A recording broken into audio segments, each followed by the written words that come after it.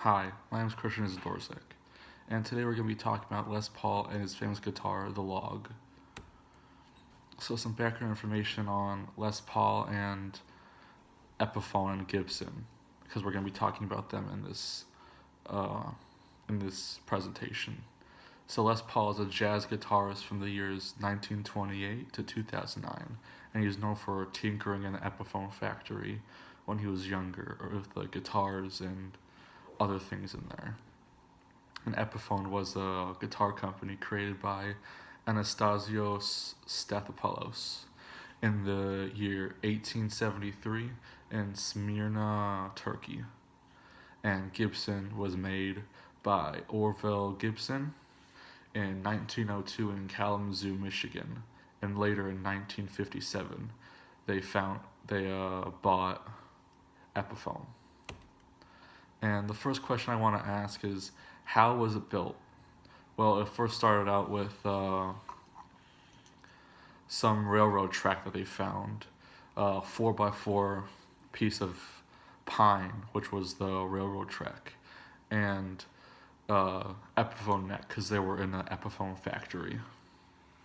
And Les Paul had some homemade pickups in his toolbox that he put into the guitar, and an old guitar bridge that they had lying around in the factory, and a vibrola tailpiece to have the strings attached to something.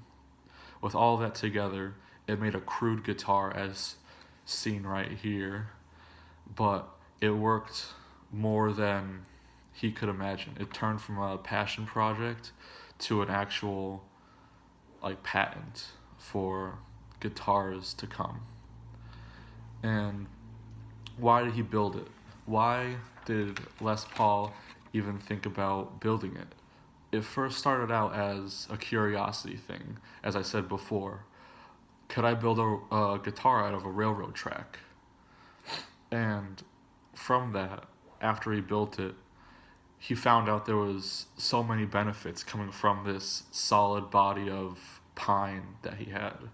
The sustain was better than any hollow body archtop guitar at the time, and there was zero feedback from the pickups because the solid body construction of a guitar had the sound waves bouncing off the sides of the guitar instead of dissipating into the air inside the hollow body, making it sustain longer because the note had more material to travel through.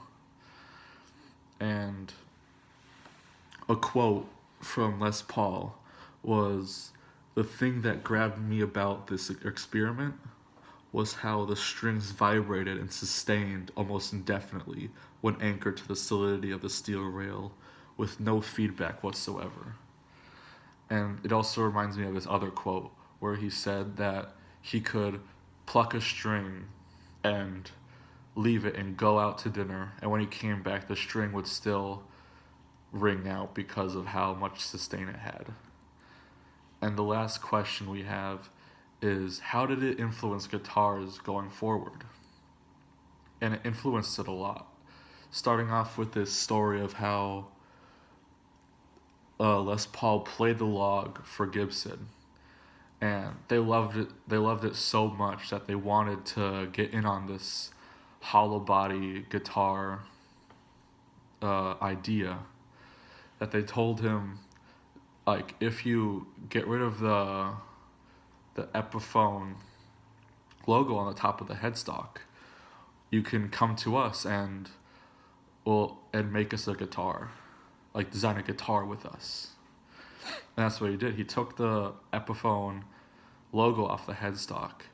He went into the Gibson factory, started throwing some ideas around, and came out with the solid body construction of a Les Paul guitar, a guitar they named after him because he created it, and it was the first solid body guitar of its time, and they wanted the person who invented the solid body guitar to be named after it. And Gibson wasn't the only company who who designed solid body guitars. There's also Fender creator Leo Fender, who made such famous guitars as the Telecaster, played by Bruce Springsteen, Stratocaster, Stevie Ray Vaughan, David Gilmour of Pink Floyd, and the Jazzmaster. But also Gibson made some more solid body guitars that weren't just Les Pauls. They also made an SG, which literally stands for solid body guitars. And guitarists who played that, like famous guitarists, are like Santana or Robbie Krieger of The Doors, famous guitarists. And that's what I found so interesting about the log. If Les Paul didn't make this guitar, didn't think about it, then these guitarists probably wouldn't be as prominent as they were because of the sustainability of the notes, the no feedback. They would still be having problems with all these intonation issues. But with Les Paul's The Log, all these guitarists came to be. They had their fame set for them because of Les Paul. And I found that really interesting. I thank you for listening and paying attention to my presentation, and I'll leave you with the works cited page.